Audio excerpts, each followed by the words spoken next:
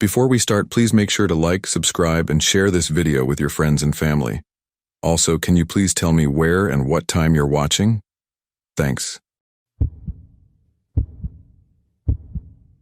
I didn't grow up with much, but I had freedom. Bristow wasn't a place people talked about. It wasn't on postcards or Instagram feeds. It was the kind of town where time moved slow and everyone knew who taught fourth grade or who ran the gas station. Some houses still had mailboxes shaped like cows. Kids biked everywhere without helmets. I used to joke that if you sneezed in Bristow, the whole block would say, "Bless you," before the echo even faded. My parents weren't around much. My mom worked overnight shifts at the hospital 2 towns over, and my dad was usually halfway across the state in a semi-truck, hauling produce or car parts or whatever else paid the bills. They loved me in the way people love something from a distance, sporadically, through late-night texts and forgotten leftovers labeled with Post-it notes. I got used to heating up food alone, locking the doors at night, and setting my own bedtime. That kind of schedule made room for a lot of things: quiet, boredom, and my best friend Caleb. Caleb was like the brother I never had, loud, clever, and a little reckless in the best way. He'd moved into town when we were in 2nd grade, all elbows and wild hair, and somehow we just clicked. While other kids drifted in and out of friend groups, we stuck.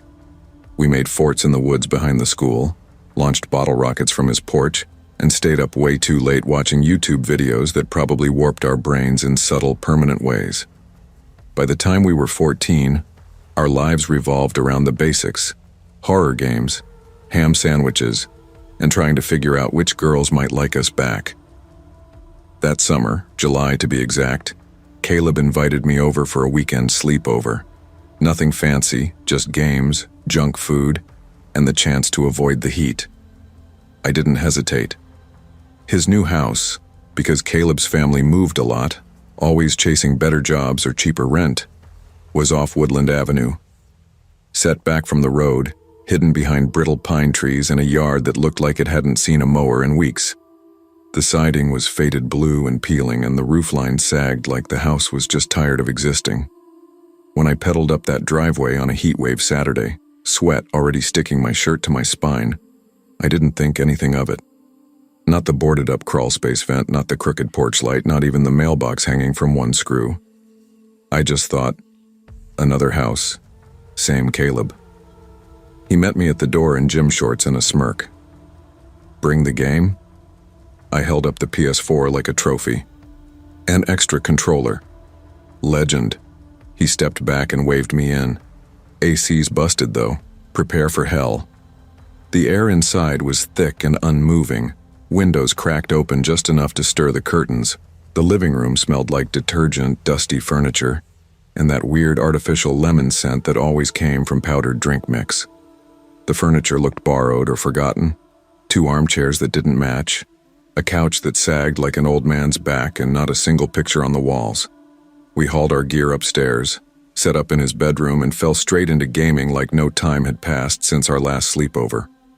Hours blurred. We only came up for air when our stomachs growled loud enough to hear over the fans. "I'm starving," Caleb said, tossing the controller aside. "Big Al's?" I asked. The corner deli was a solid 10-minute walk, but worth it. He nodded. "Leave the windows cracked, no one's robbing us in Bristow." I almost said something. I don't know what exactly. Maybe that it felt weird to leave a place so quiet, so empty, so unwatched. But I didn't. We shut the main windows, left the upstairs ones cracked, and headed out into the melting heat. Big Al's was as dependable as ever. We each grabbed a chicken parm sub, 2 root beers, and trudged back through the blazing sun, wiping sweat from our brows. But when we stepped back inside, it was like walking into a vacuum. The house didn't feel hot anymore, just hollow. We flipped on YouTube and ate in silence, half watching prank videos and fake ghost sightings while we chewed. The laughter on screen felt too loud, like it didn't belong in that space. By sundown, the shadows stretched long across the floor, and the air finally turned cool enough to breathe. That's when we went upstairs and locked ourselves in. It started with the usual: another round of games, snacks, jokes, But something about the house felt off. I didn't have words for it then. It wasn't fear, not exactly. Just a pressure. Like the quiet was too quiet. Like someone had emptied the house of all its sound and forgotten to put it back. Around 10, Caleb scrolled through TikToks while I went downstairs to get water. The house groaned under my feet, floorboards whispering secrets to each other. I stood in the kitchen, sipping from a glass, watching the way the ceiling fan spun slow above the living room. I could see the microwave's glossy surface reflecting the hallway light. Nothing moved. Nothing made a sound.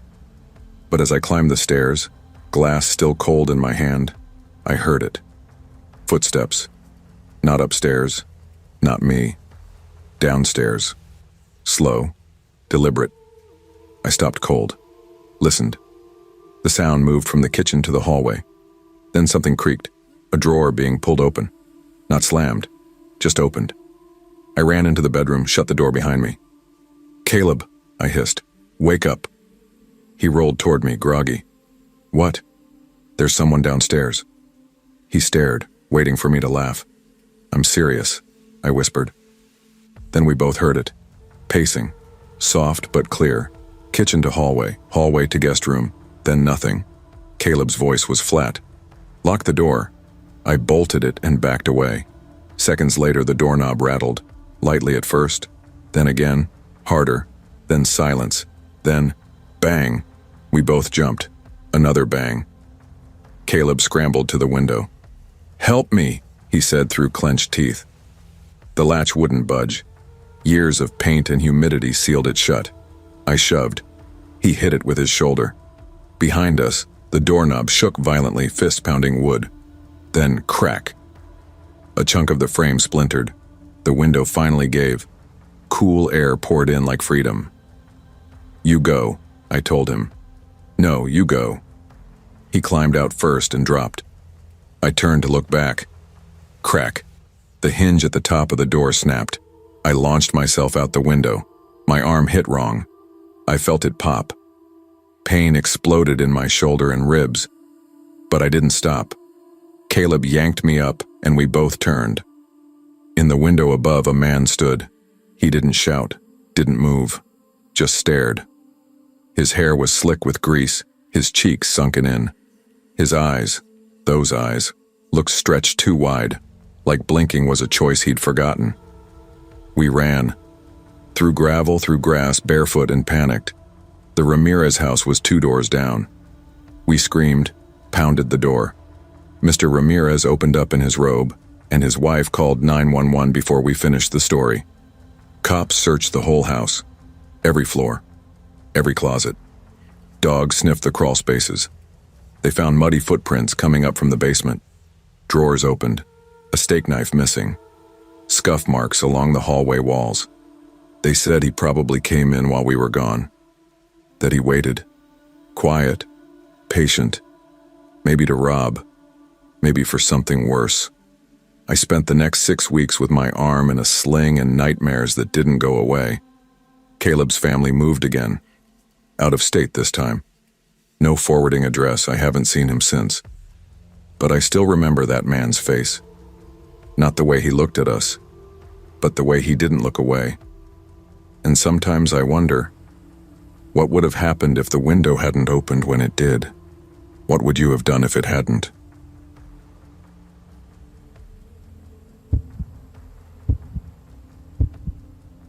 It started with the silence. Not the regular kind that hums in the background of a quiet house.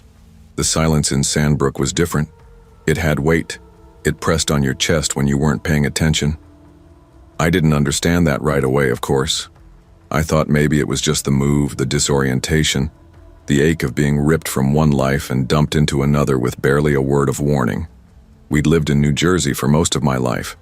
Brick sidewalks, streetlights that flickered at 2 a.m., a neighbor whose dog barked at everything from squirrels to passing clouds. Then came October. My dad called it an opportunity. New region, better territory, blah blah. The company covered the relocation. The way he said it, like we were boxes being shipped around a map, didn't help. I wasn't asked. One day I was planning outfits for senior pictures. The next I was stuffing my life into plastic tubs, trying not to cry in front of my mom while she bubble-wrapped dishware. We moved into a house that felt like it had been waiting for us too long. 118. Hollow Birch Lane wasn't part of any neighborhood. No cul-de-sacs, no welcome baskets, not even a mailbox. Just a gravel path that cracked under the weight of the moving truck's tires, lined with dense pine trees and shadows that came too early in the day. The porch sloped slightly to one side. One shutter hung crooked. Inside it was cold, even though the heat was on.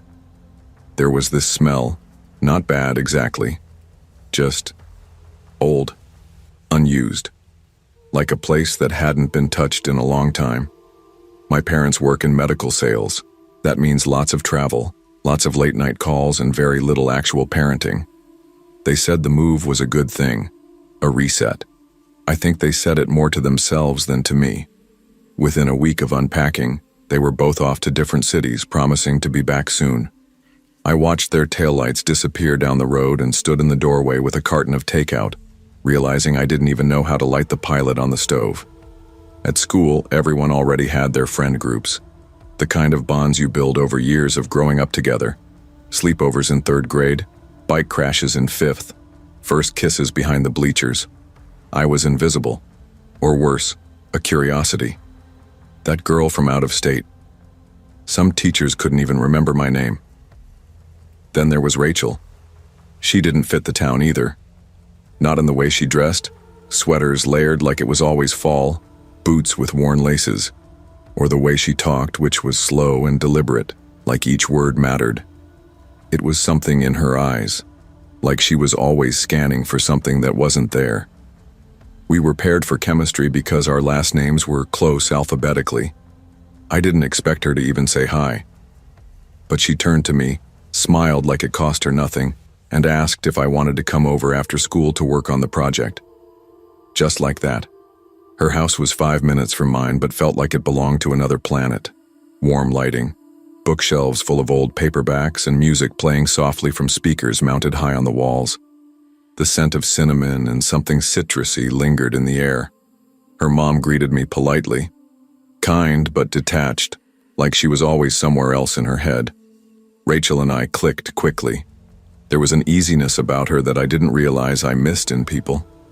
We worked on our project for a while, then got distracted. Talked about books, horror movies, things we missed. That Friday, she asked if I wanted to sleep over. No rules, she said. My mom goes to bed early. We'll have the whole basement to ourselves. I didn't even hesitate. I said yes. That night, everything felt normal at first. Pizza, soda, laughter echoing off wood-paneled walls. We sprawled on beanbags and queued up a horror movie, one of those cheap streaming ones with too much fake blood and characters who never turn on the lights. But I couldn't stop looking at the basement window behind the couch. It was small and low to the ground, with blades of grass pressed up against the glass. I kept thinking I saw something, a shape, movement that didn't match the trees or wind. When I mentioned it, Rachel shrugged. Probably the neighborhood cats, she said. They love prowling around here at night. Still, I found myself watching that window more than the screen. The heater kicked off around 11. The sudden quiet made my ears ring. Then I noticed something else. A low sound in the vents. Not mechanical. Not even consistent. Like breathing. Faint and rhythmic. I told myself it was the pipes. Old houses do weird things when the temperature drops. Around midnight, I went to brush my teeth in the downstairs bathroom. That's when I noticed it. The window. Small. Fogged. A single crack in the bottom corner. I touched it out of instinct, maybe to see if it was open. The latch was broken. I mentioned it when I got back. Rachel looked at me, then froze. There's no window in that bathroom. I thought she was joking, but she wasn't. We went back. The wall was solid. White paint. No frame, no crack, no glass, just wall. She asked if I was messing with her. I wasn't. We tried to shake it off, but the mood had shifted. We unrolled sleeping bags and set up camp on the floor. Around 1:08 a.m., a loud beep jolted us both. Not from the movie, from the house, the alarm. Rachel bolted upright. "That only happens if it resets," she whispered, fumbling for the control panel. I watched her read the glowing screen. "Zone 3, back door." "You have a back door?" She shook her head. "Just the front and the basement entrance." We crept upstairs. The hall was pitch dark. No footsteps, no creaking, no wind. Just the blinking panel and the knot in my stomach growing tighter. Rachel knocked on her mom's door. No answer. She pushed it open. The bed was made. Empty. We checked the kitchen. Empty too. Not even a cup out of place. I remember how quiet it was. Not peaceful. Not comforting. The kind of silence that listens back. We locked the basement door behind us and crawled under the blankets. At some point, the creaking started. Not the usual kind that comes from old floorboards. This was deliberate, heavy, measured. As if someone was stepping above us, pausing between steps. Rachel gripped my hand, her nails biting into my skin. The sound stopped. Then nothing. I don't know when we fell asleep, but light woke us. Real sunlight, soft through the window. Rachel's mom was in the kitchen, calm, fully dressed, stirring tea like nothing happened. "I felt dizzy last night," she said. "Slept in the guest room." Rachel stared at her. The alarm went off. I turned it off before going to bed. We didn't argue. What would have been the point? Later that day, Rachel was pulling boxes from behind an old shelf in the basement. I offered to help, and when we moved it, we found it. An outline in the wall. A square panel, barely visible. We pried it open. Behind it was a door. Metal, bolted, rusted locks, barely holding. Someone had scratched something into the metal, so faint you had to tilt your head to read it in the light. This place remembers. Rachel said her mom never mentioned anything like it. It wasn't on the floor plan. She even pulled up the old documents. No sign of a second door. No blueprint showing an extra room behind the wall. I didn't sleep over after that. A week later, I was back in my own house, wrapped in blankets that didn't smell like cinnamon or mystery. I kept the windows shut, slept with a light on, started locking my bedroom door even when I was alone. Rachel and I still talked, but we never brought up that night again. Sometimes, you don't need to. There's nothing left to say once you've heard the house breathe. I asked her once quietly if she ever told her mom about the door. She didn't answer at first. "She wouldn't believe me," she said finally, "or maybe she already knows." That stayed with me, still does. It's easy to ignore something if you never look directly at it. Easier to pretend it was never there at all. But I saw it. I felt it. And whatever was behind that door hadn't moved in years. Until that night. Do you ever wonder how much your home remembers? And what it's willing to forget, just to keep you there? Because some doors don't open. They wait.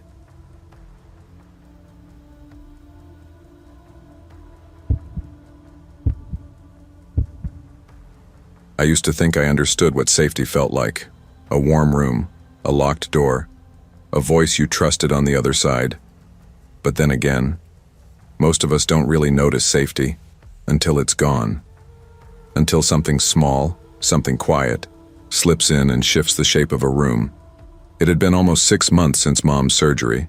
6 long, blurred months where I barely left the house. I'd stretched myself thin trying to be helpful, supportive, present, whatever that meant. But when Kara texted asking if I wanted to get away for a weekend, it felt like oxygen. She'd just come back from college for break, said her parents had a guest house out near Asheville. "Come on," she'd written. "Just us girls. No pressure. You need this." And I did. So I booked the flight. It wasn't until I stepped onto the gravel driveway that I realized how far from the city we really were. Asheville had that gentle, artsy vibe. But this was woods, dense and still, the kind of silence that made your breath sound too loud. The Blakes' main house was set up on a rise, gorgeous, renovated, gleaming in the late light. The guest house was tucked back further, nestled between tall oaks and uneven ground. It looked like a storybook cabin with fairy lights strung across the patio railing. Quaint. Almost too quaint. Kara met me barefoot, grinning, holding a soda in one hand like we were 17 again. "You made it," she said, pulling me into a hug. She smelled like eucalyptus and vanilla. "This place is so chill. It's just us." Jenna's driving in later. Her flight got delayed. We walked the narrow path toward the guest house, my duffel bumping against my hip. It looked smaller up close. 2 bedrooms, kitchenette, windows that faced nothing but trees. Inside, everything smelled like cedar and fabric softener. She tossed me a spare blanket. "We usually just crash in the living room, feels more fun, less like a rental." I didn't ask what she meant by that. We microwaved s'mores and played horror movies on her old DVD player. I hadn't laughed like that in weeks. There was something familiar in the way Kara moved. Like the version of myself I hadn't seen in months was starting to show up again. Jenna arrived just after 10, all long blonde hair and Minnesota vowels, apologizing for being late, unloading snacks from her tote like it was a rescue mission. She was good energy, bright. But something about her eyes made me think she didn't sleep much. By 11, we were all half-curled on the floor, watching Camp Slasher 2 and trashing the acting while Kara's dog snored under the coffee table. I leaned back against the couch and glanced toward the sliding glass doors. The woods looked thicker in the dark. Heavy. There were no city lights here, just moonlight. And that quiet. My phone buzzed on the floor beside me. Kara's mom. "Did you girls leave the patio lights on? They keep flickering." Kara frowned, texted back, "Nope, probably bad wiring." But her voice dipped when she said it aloud. "Old house stuff. The switches here are weird." Still, we all noticed how the air shifted then. It wasn't cold, but it was heavy, like the room had filled with water. Jenna stopped mid-laugh. Her mouth smiled, but her eyes didn't. At 10:45, the front door creaked. Not a slam, just movement. Kara stood up and relocked it, muttering something about wood frames settling. But the trees weren't moving. There was no wind. We started a new movie. Jenna fumbled with the DVD player, dropping the remote. "Seriously, who still uses discs?" she joked. But her voice caught in the middle. No one laughed. The power went out at midnight. Not like a blackout, more like someone had dimmed the whole world. The ceiling fan groaned. The lights blinked and died. Every screen went dark. Our phones lost service at the exact same time. No bars, no Wi-Fi. Jenna laughed, sharp and quick. "Is this part of the movie?" Then the thermostat beeped. A digital blink. System error, code 9.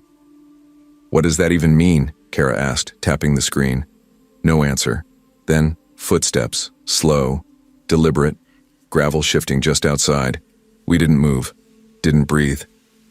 Kara peeled back the curtain half an inch. "There's nothing," she whispered. Then came the knock. Not at the front door. At the back window, one we hadn't touched, tucked behind the garden wall. No path led there. No motion lights either. The knock was gentle, patient. I turned off every light, crawled behind the counter. The flashlight was still on the table. It felt miles away. Then the front door unlocked, on its own. We'd just locked it. A shadow passed behind the glass inset. Long, slow. Kara's suitcase rattled behind us. I felt Jenna's fingers grip my wrist, her breath hot and shallow. Kara called her mom. 1 ring, 2. "Kara?" Her voice came, sleepy. "You're calling from the guest house line?" she asked. "That phone was disconnected months ago." Kara stared at the cell in her hand. "I'm on my phone." A pause. Then her mom's voice dropped low. "Then who just walked out of there?" The room fractured. We shoved furniture against the door, anything with weight. The pacing outside resumed. Just walking, circling. No one said a word. Jenna slid to the floor, arms wrapped around her legs. Kara's flashlight flickered once, then went dim. My ears rang in the quiet. There were no crickets, No breeze, just pressure. Jenna turned her phone back on to check the time. It rebooted, wiped itself, like it had been factory reset. "What the hell?" she whispered. Then came the thud. From the bedroom we weren't using, the one near the kitchen. A second thud, then a slow, dragging scrape. I stood. "Don't," Kara hissed. But I moved anyway. The hallway was narrow, too quiet. I passed the breaker box. Something fluttered on the wall, a laminated blueprint of the guest house. I froze. According to the drawing, that bedroom had no closet, but I'd seen one. I stepped into the doorway and aimed the light at the closet door. The handle was tilted open, just slightly. It creaked an inch further on its own. I didn't go in. I couldn't. I backed out, shut the door, returned to the girls. "I think someone's been staying here," Jenna blinked. "Like squatting or hiding?" Then the phone rang. Not our cells, the landline, the one no one had touched. We stared at it. "Don't," Kara said. I picked it up. Silence. Then a click. Then a voice. "You're not supposed to be in here." I dropped the receiver like it burned. We stayed up, didn't speak, didn't move, just watched the windows, waited. Around 3:30 the sky began to lighten, but the footsteps returned, once, twice, then stopped outside the bedroom wall. I told myself it was wildlife, but I knew better. The thermostat blinked again. System error, code 9. The lock clicked. Furniture shifted slightly. We hadn't touched it. That's when I grabbed the heaviest thing I could find, a ceramic bowl from the drawer, and stood near the door. "What are you doing?" Kara hissed. "Waiting feels worse." Then something slid under the door. A piece of paper, folded. I bent, opened it. The handwriting was shaky, barely legible. "You shouldn't stay in places that forget they're empty." I couldn't feel my hands. At 6:08 we heard footsteps again, real ones, heavier. Mr. Blake knocked. 3 solid taps. Kara peeked, collapsed in relief. Her dad stepped in, glanced around. "You girls stay up all night?" We nodded. He checked the rooms, looked under beds, opened drawers. But when he got to that bedroom, he stopped, reached up, pulled a string above the closet. A hatch opened. "I didn't know this had an attic," he muttered. He climbed up, came back down fast. His face had changed. "Girls," he said, "let's go to the main house. Now." We didn't argue. Later, while folding blankets, I found the landline unplugged in a drawer. No tone. But the caller ID blinked. Outgoing call, 11:47 p.m., unknown EXT. We never went back into the guest house, not once. Mr. Blake didn't ask questions, just made pancakes and stayed close. Before I left, he pulled me aside. "I checked the attic," he said. "Blankets, food wrappers, a lamp. Someone had been living up there." I stared at him. He continued. "There was also a photo, taped to a beam." My voice cracked. "Of what?" He didn't answer. "We burned it," he said. "You don't need to know." I didn't ask again. On the drive home, I kept thinking about how safety isn't what you feel. It's what disappears when you notice too much. How something can look normal in daylight and still be wrong underneath. 2 weeks later, Kara texted. They were renovating the guest house. No more keys, no more sleepovers. I never told anyone else what happened. But I pay attention now. To quiet rooms, flickering lights, doors that don't stay shut. Because fear doesn't always scream. Sometimes it whispers, walks a circle around your bed, and leaves a note that says you were never alone. And if you're lucky, you get to leave. But what if something doesn't want you to?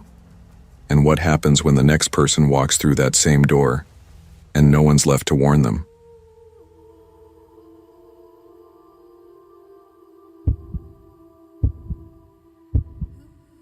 The first time I saw the house, it looked almost bored. Like it had been waiting too long for someone to come along and remember it existed. Funny how memory works. I never remember that spring for its color or warmth, but for how quiet everything was. Not peaceful quiet, the other kind. The kind of quiet that feels like it's holding its breath. I didn't have the words for it then. Now I do. It was the kind of silence that watches. We moved to Eatonville the year everything broke apart. After my dad's affair surfaced like a dead thing bloating in the sun, my mom packed up our lives into the back of an old CRV and drove north like the ocean was chasing her. She didn't say much, just turned up the radio and gripped the wheel like she was trying to strangle the past. I was 16, angry, and trying not to care. We left San Diego in the rearview mirror, friends, school, the beach, everything normal, and landed in a little town in Washington state that smelled like pine needles and smoke. Eatonville wasn't built for outsiders. The streets were narrow, the houses old and crouched like they were hiding secrets, and the people had that small-town wariness like they'd already decided who you were before you opened your mouth. Mom said we needed a fresh start. I hated the phrase even then. New didn't mean better. Sometimes new just means you don't know where the cracks are yet. Our rental house was cold, with a heater that rattled like bones and windows that groaned when it rained. We never really unpacked, just lived out of boxes and kept promising each other we'd get to it next weekend. Mom worked double shifts at the clinic and came home too tired to talk. I wandered the halls of a new school like a ghost no one noticed. I stopped trying after the second week. I ate lunch in the library, kept earbuds in even when nothing was playing, and told myself it was fine. Then Hazel sat next to me during lunch and ruined my whole plan. She was odd in a way that didn't feel performative.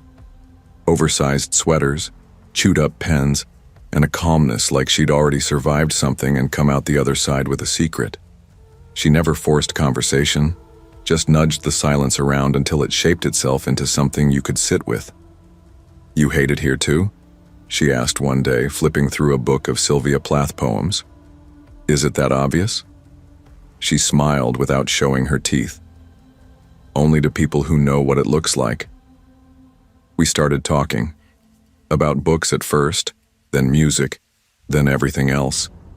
Hazel had this way of listening that made you want to fill in the quiet. She was the first person in months who didn't make me feel like I was being observed or evaluated. We became friends slowly but steadily, like moss creeping over stone. So when she invited me to sleep over at her uncle's farmhouse one Friday, I said yes. It felt like the kind of thing normal girls did. Birch Mill Farm was about 15 minutes outside of town, tucked behind a line of trees so tall they felt ancient. The gravel road curved like it was trying to keep secrets. When the house came into view, it didn't look haunted. It looked tired, like it had outlived everyone who ever loved it. The farmhouse was 2 stories, pale and peeling, with a sagging porch and windows so old, the glass looked warped. The barn beside it leaned like it had one bad hip. The field out back was blanketed in low fog that didn't move, even when the wind touched it. Hazel's uncle, Leon, met us at the porch. He was tall and hunched with shoulders like old lumber. He didn't say much, just gave me a nod and disappeared inside. His silence felt more like withdrawal than rudeness. "He's not big on talking," Hazel said, brushing past me with her bag. "Don't take it personally." The inside of the house smelled like cedar and dust. No TV, just bookshelves full of brittle novels, a fireplace already glowing, and a worn couch covered in quilts that smelled faintly of smoke and lavender. The floor creaked with every step. The kind of house that sounded alive in all the wrong ways. We made cookies in the cramped kitchen, while an old jazz record played from a player in the parlor. I remember thinking it all felt very deliberate, like Hazel had constructed a scene and invited me into it. I didn't mind. I felt warmer than I had in weeks. Later that night, she pulled out a battered scrapbook from a drawer and flipped it open between us on the living room rug. Black and white photos, unspeaking faces, a long history of no one smiling. "That's my great-grandmother," she said, pointing to a woman with empty eyes standing in front of the barn. "She froze to death in the field out back." She turned the page. "That's my cousin, drowned in the well when he was 8. I laughed awkwardly. "Ever think about maybe just showing vacation photos like normal people?" Hazel shrugged. We took more funerals than vacations. The lights flickered once around 10, just enough to make my skin tighten. Old wiring, she said. Happens sometimes. I told myself not to read into it. I'd seen older houses. This one just had a weight to it, like the air itself had history. We made our beds in the living room. Hazel passed out quickly. I lay awake, listening to the walls breathe. That's when I heard the knock. Not at the door, at the bathroom window. The window that was high, too high for anyone to reach without a ladder. I froze. The sound was clear. 3 sharp knocks, deliberate. Hazel didn't stir. I grabbed my phone. No signal. Of course, something in me wanted to check. I crept down the hallway. The house felt colder, the kind of cold that crawls under your skin and forgets how to leave. I stood outside the bathroom, staring up at the window. I couldn't see anything, but I felt something, like the air on the back of your neck when someone stares too long. I went back and lay down, pretending I hadn't heard anything. A little after midnight, the sounds upstairs began. Heavy footsteps, slow, dragging, followed by something scraping, like furniture being dragged across hardwood. "Leon," I whispered. Hazel didn't move. Then, "I don't think that's him." No panic in her voice, just flat certainty. Then the record player switched on. We hadn't touched it since dinner. The cord was out of the wall. Music played anyway. I ran to it. Nothing. It wasn't plugged in. Hazel sat up slowly, eyes darker than before. "Did you hear that?" I nodded. Then I heard it. A voice, breathy, faint, whispering my name, just once. "Nora." "What the hell is going on?" I asked. Hazel stood up. "I need to show you something." She didn't wait for my response, just grabbed a flashlight and headed toward the stairs. I should have said no, but I followed.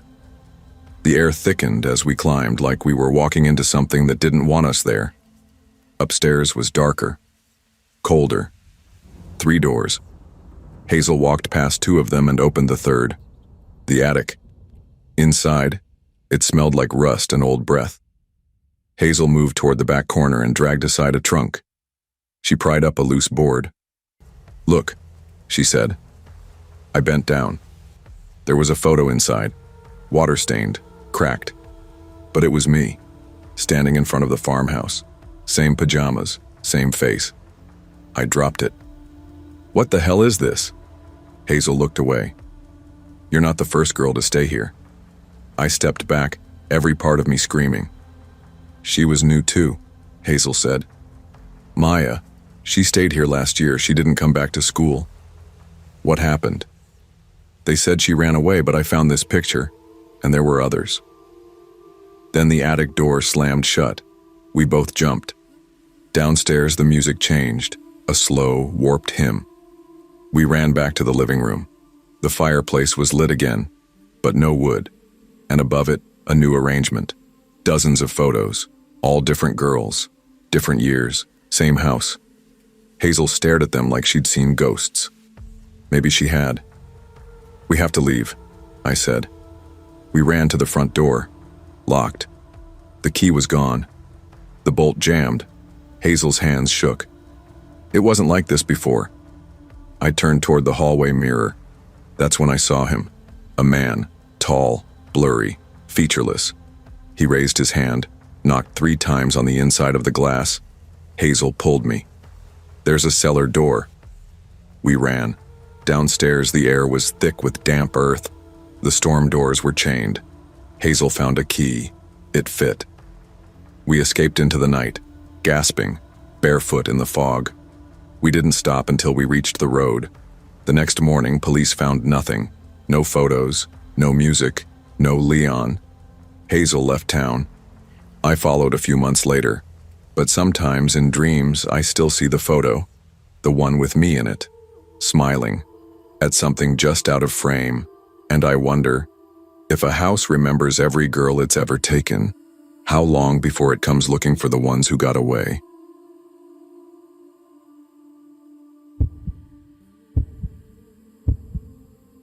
I never believed in haunted places.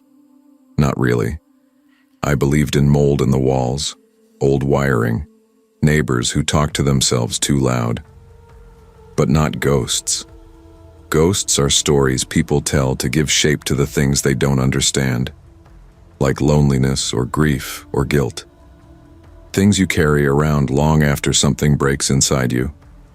My mom and I moved to Allentown the summer after everything fell apart. She told people it was for a new beginning, but the truth was uglier. After my dad bailed, the money dried up fast. We lost the house, the car, the little things that kept life stitched together. Eventually, all she could afford was a crumbling place called Norwalk Apartments on the edge of town, the kind of building that looked abandoned even when the lights were on. We got Unit 6F. The sixth floor smelled like old bleach and something damp that never dried. Our apartment was small, 2 rooms, 1 bathroom, windows that fogged up even in the summer. The carpet had gray stains that looked like shadows. The heater rattled like it was choking on something. I kept telling myself it was temporary, just a stepping stone until things got better. The first week I didn't unpack much, just the basics. I didn't want to get too comfortable. I'd already learned how dangerous that was. My mom worked nights at a clinic across town, leaving me alone most evenings. I tried not to mind. I had my phone, some books, a few playlists I could loop until I fell asleep. But the nights in Norwalk were too quiet. Not peaceful quiet.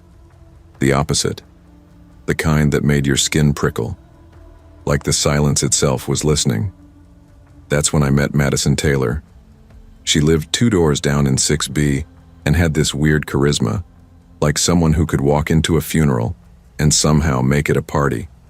She was loud and fast-talking and wore these band tees with slashed sleeves and too many bracelets. The kind of girl you notice even when you don't want to. We crossed paths in the hallway. She offered me gum, said something about the flickering lights. "This place is sketchy as hell," she said with a grin. "You'll get used to it, or lose your mind, one or the other." I gave a half laugh. I wasn't ready to trust her, but it was nice not being invisible for once. A few nights later, she knocked on my door with a greasy bag of popcorn and 2 sodas and asked if I wanted to come hang. I almost said no, but sitting alone in my room scrolling through the same YouTube videos I'd already memorized sounded worse. So I followed her back to 6B. Her place was messier than mine. Posters on every wall, a lamp shaped like a skull, blankets tangled on the floor. It smelled like cinnamon gum and microwaved junk food. She flopped onto her bed and tossed me a soda. We watched old horror movies, the kind with fake blood and scream queens. Played truth or dare. I didn't tell her much, just enough to pass as normal. I liked the noise. I liked feeling like a person again. Around 10:30, we heard a bang from the hallway. Not a door slam. Something heavier. Something dragging. "What was that?" I asked, my voice too small. Mads didn't even pause the movie. "Probably the guy from 6D. He argues with himself, or ghosts, who knows." But it wasn't yelling. It was a low, scraping sound, like weight being pulled over concrete. Then a pause. Then the dragging again. I walked to her door and pressed my ear against it. Silence. Heavy. Waiting. I turned around and she shrugged. "Seriously, this building's a dumpster. You'll hear all kinds of stuff. Don't freak out." I didn't sleep much that night, even though she pulled out an old mattress and handed me a blanket. It smelled like dust and something older, but I pretended to be fine. We turned out the lights. Pipes ticked behind the walls. A dog barked somewhere. Then a creak. Not from outside. Inside. I sat up, heartbeat in my throat. "Did you leave the front door open?" "No," Mads said, slower this time. "I think I locked it." I got up and walked to the door. The deadbolt was turned, but the chain was swinging loose. It wasn't latched. She joined me, her face pale in the dark. "I swear I locked it." And then, as if the building heard us, the power cut. Everything vanished. No fan, no glow from her alarm clock.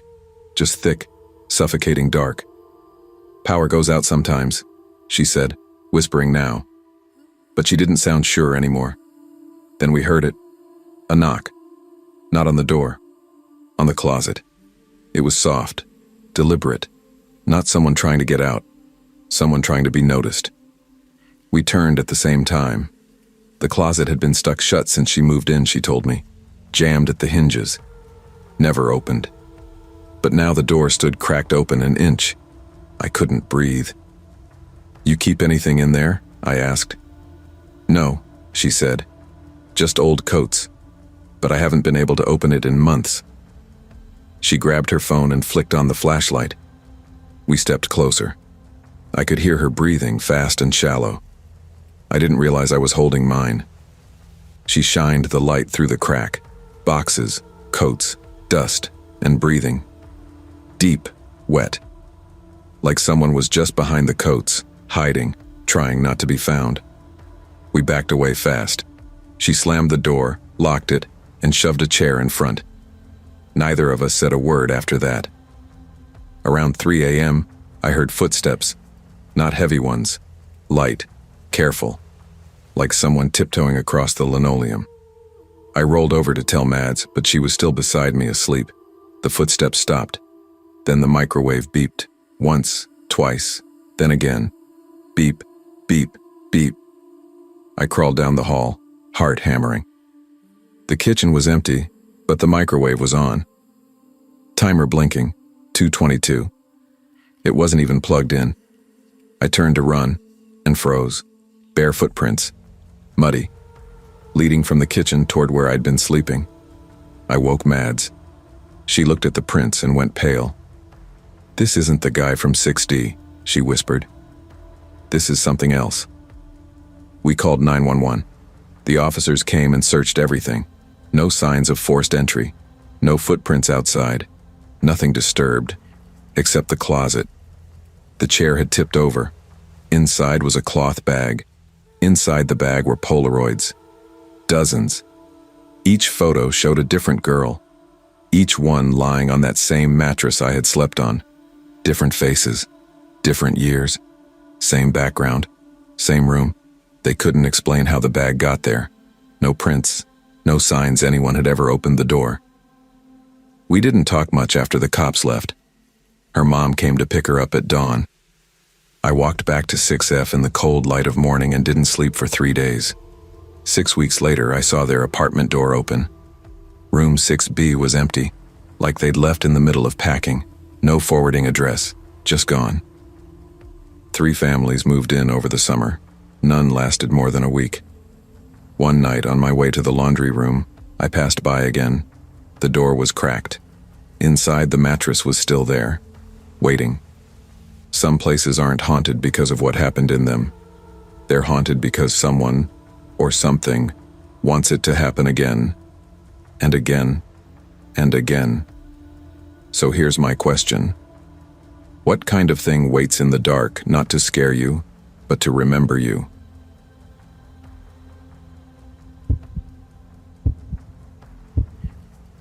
If I hadn't needed to get out of my house that weekend, maybe none of it would have happened.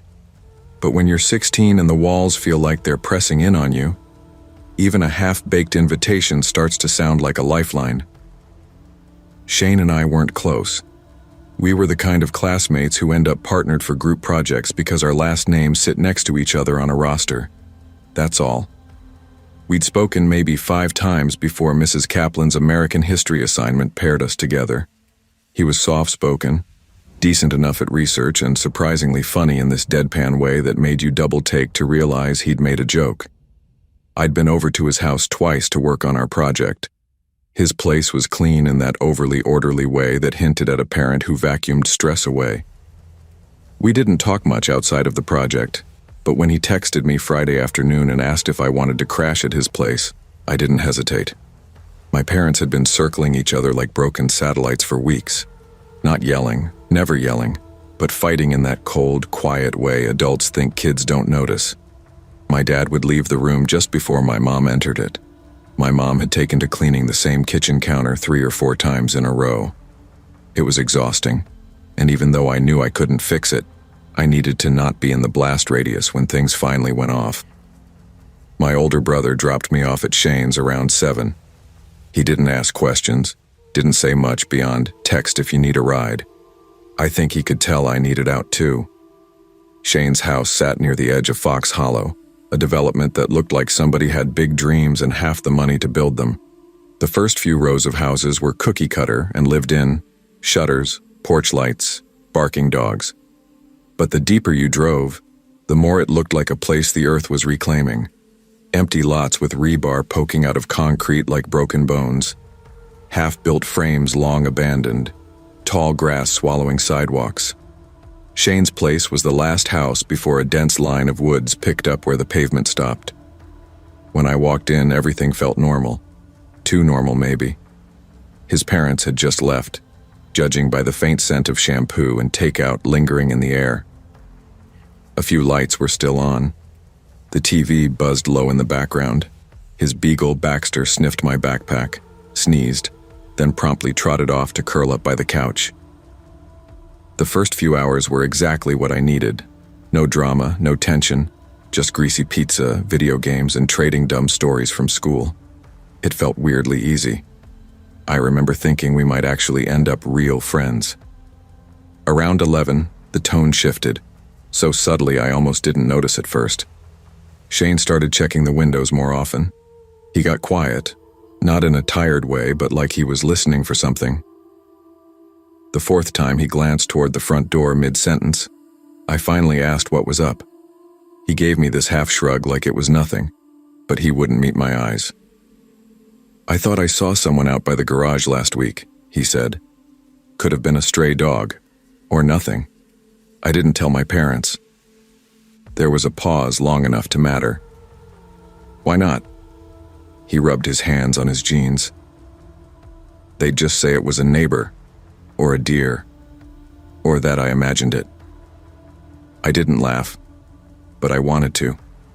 Not because it was funny, but because that quiet part of your brain, the part that still believes monsters live under your bed, wants to fill silence with something safer.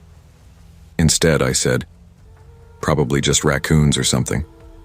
"Yeah," Shane said, but he didn't sound like he believed it. Baxter barked once, sharp and sudden, then ran to the front window. His tail tucked between his legs, his ears twitched. He didn't bark again, just stared. We told ourselves it was nothing. The wind, a deer, the old ducks making noise. We killed the lights, dragged our sleeping bags into the living room and settled in for movies. But neither of us really relaxed. Not after the tapping. Soft, deliberate. 3 knocks against the front window. The kind of knock that doesn't expect to be answered, but knows you're there. We both froze. Shane fumbled for the remote and muted the TV. The glow cast strange shadows across the room. Tap, tap, tap. Then nothing. Baxter whined low and slinked behind the couch. Shane moved to the window and pushed the curtain back barely an inch. Then he stopped. "What?" I whispered. He didn't answer. Just stepped away from the window fast and motioned for me to stay down. I crawled over. I had to look. And what I saw didn't make sense. A man stood about 10 feet from the window, back turned to us, facing the woods. He wasn't doing anything, not moving, not speaking, just standing like he was waiting for something out in the dark, or pretending not to know we were behind him. We dropped to the floor. I didn't realize I'd grabbed Shane's arm until he flinched. "What the hell was that?" I whispered. "I don't know," he whispered back. "But that's the same guy I saw before." Another knock, this time on the side window. Same rhythm, 3 soft taps. That's when I realized there were no footsteps, no gravel crunching, just knocking, like the man had glided from one side of the house to the other. We locked the doors, turned off every light, sat in silence for what felt like hours but was probably 30 minutes. The only sounds were the tick of the thermostat and Baxter's whimpering under the table. Then we heard footsteps, right outside, crunching gravel, a slow walk, then a voice, calm, male."Jake?" Shane turned to me. I shook my head. The voice called again. "Jake?" I saw the light, thought I'd stop by. He didn't sound angry. He didn't sound afraid. He sounded like someone at the wrong house, except he wasn't going away, and he hadn't knocked this time. He was talking now. A few more slow steps. Then silence. Shane whispered, "We need to go." "Where?" He pointed. "Laundry room, small window, one exit." We grabbed what we could, a bat from the hall closet, a flashlight, a dull utility knife, and crept. Every shadow looked alive. Every mirror felt like an invitation for something to look back. We were halfway to the laundry room when we saw him again, standing at the back door, hoodie up, hands in pockets, face completely in shadow. He wasn't knocking, wasn't trying to open it. He was just watching. I couldn't see his eyes, but I felt them. We slammed the laundry room door shut, pushed the dryer in front of it, and crouched behind it. We waited. The house creaked like it was breathing, and somewhere outside that door, someone dragged their fingers along the wall. Shane didn't say anything, just sat with his back to the washer, the bat clutched like it would actually help if that door ever opened. I don't know how long we stayed there. At 4:10 a.m., headlights swept through the curtains. We heard voices, a car door. Then Shane bolted to the door before I could stop him. His parents had come home early. The look on his face when he saw them, half relief, half disbelief, was something I'll never forget. We told them everything, or tried to. His dad shrugged. "Probably just a hiker," he said. "People get turned around out here." Shane didn't argue. But later, when his mom said she'd check the cameras, he told me something I already suspected. "We don't have any." We stopped talking after that weekend. And 3 days later, Shane texted me a picture, a note, folded once, found under their deck. "Didn't mean to scare you. Thought you were someone else. See you around. No name, no apology, just that." I've kept that photo, not because I want to remember, but because part of me doesn't trust memory alone. That man didn't come looking for Jake. He came looking for someone, and maybe he didn't care who answered the window. So now, I listen to my gut. I lock the doors. I pull the blinds before the sun goes down, and I wonder, what happens when the next door opens? Would you answer a knock that soft?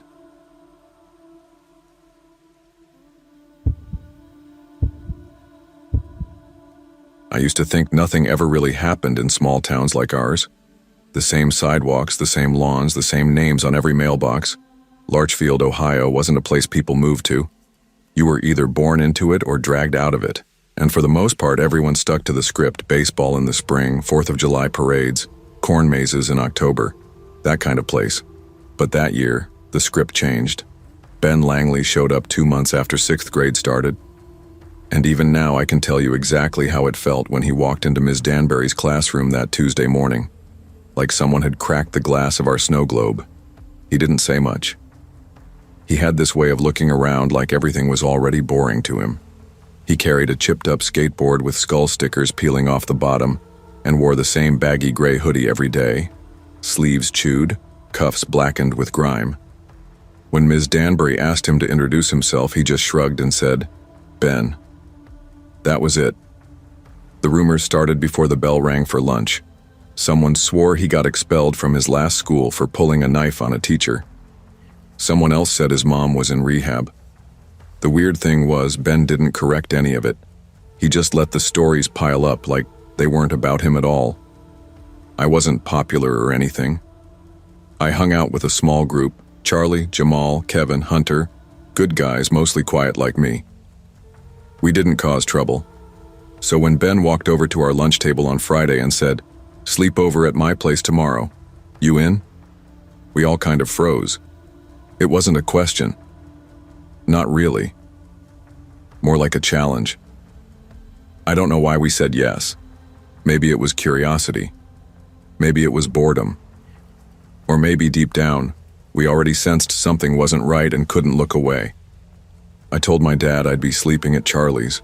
I didn't like lying, but something about Ben's house. It didn't feel like the kind of place parents would say yes to, especially after we saw it. 7th EC7. Harris Street sat at the very edge of town, where the pavement broke into cracked asphalt and the streetlights grew farther apart. His house looked like it had given up trying. Faded siding, rust stains under the windows, no curtains, no porch light. It was the kind of house you'd pass without thinking twice, unless you had to go inside. When my mom pulled up, she didn't say anything, just stared at it like she was waiting for a reason to turn around. I got out fast, waved like everything was fine, and told her I'd text her later. The front door opened before I knocked. Ben's mom stood there barefoot, a cigarette burning low between her fingers. Her robe didn't cover much, and her eyes were wide and wet, like she'd been awake for too long or not at all. "Shoes off," she muttered. "Basement's that way." That was all she said. The others were already downstairs. The basement was half finished. Cement floor, wood-paneled walls, a beat-up couch, and an old floor lamp buzzing faintly in the corner. A small TV sat on a milk crate, and sleeping bags were already laid out in a ring on the floor like some kind of campfire ritual. There were no snacks, no pizza, no music. Ben was sprawled on the couch flipping channels with a blank expression. "Your mom always like that?" I asked. He looked at me for the first time all night. "She's just tired." That was the last normal thing anyone said for the next 12 hours. We tried to act casual, talked about dumb stuff, video games, Halloween, how much we hated math, but everything felt tight, like the air had pressure. The walls leaned in a little too far, and Ben, he barely joined in. He just watched us. Then around 9 he got up and came back with this old metal box, dropped it in the center of the circle like it was nothing. "You guys want to see something?" He popped the latch. Inside were 3 pocket knives, real ones, not the camping kind. One had a bone handle stained near the base, another was chipped along the edge. Next to them were some firecrackers and a photo. That's what stopped us. The photo was printed on glossy paper curling at the corners. It showed someone sitting in a chair, arms bound with rope, face completely blacked out with jagged lines of red ink, not scribbled, slashed. "Dude," Charlie said. "What is this?" "Found it in the crawl space," Ben said. Jamal laughed too quickly. "It's fake. Has to be. Some old Halloween prop or something." Ben looked at him. "You think I made it?" He said it with this dead flat voice, no challenge, no sarcasm, and none of us said anything after that. "You want to see where I found it?" Of course we didn't. But none of us could say no. The crawlspace door was tucked under the basement stairs, a narrow panel with a rusted handle. Ben pried it open and the smell hit us like a slap. Rot, damp wood, and something sweet and wrong. "My brother's stuff's back there," he said, crouching down. "You have a brother?" I asked. "Had." He didn't explain. The space was dark, low, barely 3 feet tall. We saw the edge of an old blanket, maybe a duffel bag, and we didn't ask more questions, because something in that space didn't want to be found. We went back to our sleeping bags, but nobody slept. At midnight, we heard a loud thud upstairs. Then something dragged. Slow, heavy. A door slammed. Ben didn't even flinch. "Don't worry," he said. "He's just mad." "Your dad?" someone asked. Ben shook his head. "No, my mom." We froze. Footsteps creaked above us, slow and deliberate. The basement door opened. We couldn't see who was there, but we heard the stairs groan one at a time. Then we saw him. A man. Pale. Barefoot. Shirtless. His chest looked sunken, like he hadn't eaten in weeks. His eyes were open too wide, too still, staring past us like we weren't even there. He crossed the room in silence and sat in the far corner, cross-legged, watching. No one moved. "That's my uncle," Ben said after a while. "He lives with us, sometimes. But he didn't look like someone who lived anywhere. He looked like something left behind, something broken too long ago to fix." "I want to go home," Kevin whispered. "Me too." I pulled out my phone and texted my dad under my sleeping bag. "Come get me." Please. Now. The reply came fast. On my way. Be outside in 10. I stood. Ben didn't stop me. As I climbed the stairs, I didn't look back, not even when the floor creaked behind me. The living room was dark. The TV flickered static. A cigarette smoldered in the ashtray, unattended. I opened the door and stepped into the cold. My dad pulled up with the engine still running. I got in without a word. That night I didn't sleep. I couldn't stop thinking about that man sitting silently in the corner. Not because of what he did, but because he didn't move, like he was waiting, like he'd done it before. By Monday, Ben was gone. So were Kevin and Charlie. Rumors started again. Police, CPS, something wrapped in a black trash bag. But nobody knew for sure. Ben never came back. Not to school, not to Larchfield. 2 weeks later, I walked by his house. The windows were boarded. A yellow notice was stapled to the front door, the kind that means inspection or condemnation, or worse. Charlie and I talked once after that. Just once. You think the photo was real? He asked me over lunch. I didn't answer. Ben, he didn't seem scared. It's like he knew what we'd find, like he wanted us to.